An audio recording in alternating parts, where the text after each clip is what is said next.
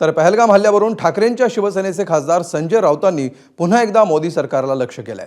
YouTube channel बंद करणं म्हणजे बदला होतो का असा खोचक सवाल संजय राऊतांनी उपस्थित केलाय। भाजप सरकारनं इंदिरा गांधींचा इतिहास बघावा असा सल्लाही राऊतांनी दिलाय।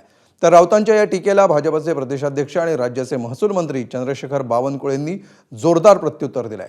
तसंच इंदिरा गांधी असत्या तर पाकिस्तानचे 4 तुकडे झाले असते असं म्हणत काल नाना पटोलेंनी केंद्र सरकारवर निशाणा साधला होता।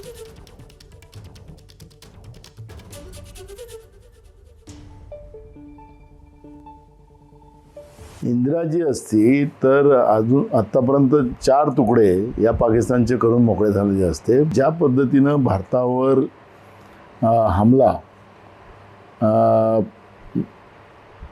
जो काश्मीरमध्ये आतंकवाद्यांनी केला आणि पाकिस्तानच्या आदेशाने केला गेलेला हे पण सिद्ध झालेलं आहे। राहुल गांधीजी आणि मल्लिकार्जुन खरगे साहेबांनी सांगितलंच आहे की आम्ही सरकारच्या सोबत आहोत, पण या घटनेला साधं न समजता आपण पाकिस्तानवर हल्ला करून त्यांच्याशी तशाला तसं उत्तर देण्याची भूमिका घ्यावी अशा पद्धतीची भूमिका काँग्रेस पक्षाच्या आमच्या नेत्यांनी घेतलेली आहे।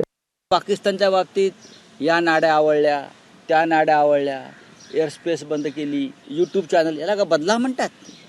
27 लोक मारला गेल्यावर बदला कसा पाहिजे? इंदिरा गांधींचा इतिहास पहा। प्रधानमंत्री फिरतायत इकडून तिकडे तिकडून इकडे, मिठ्या मारतायत लोकांना, त्याला बदला घेणं म्हणत नाही।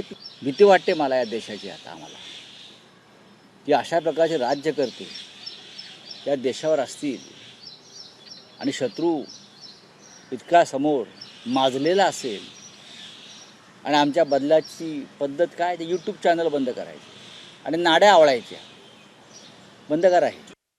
संजय राऊतांना मी आधीच सांगितलं, त्यांना टीका टिप्पणी करण्याव्यतिरिक्त काही दुसरी भाषा येत नाही।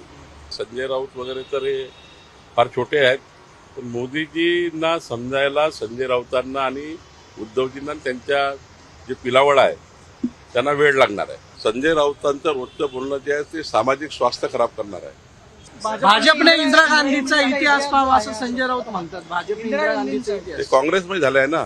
संजय राऊत आणि संजय राऊत हे काँग्रेसमध्ये झालेले आहेत। त्यांनी आता संविधान स्वीकारलं आहे काँग्रेसचं, त्यामुळे काँग्रेसची भाषा बोलतात।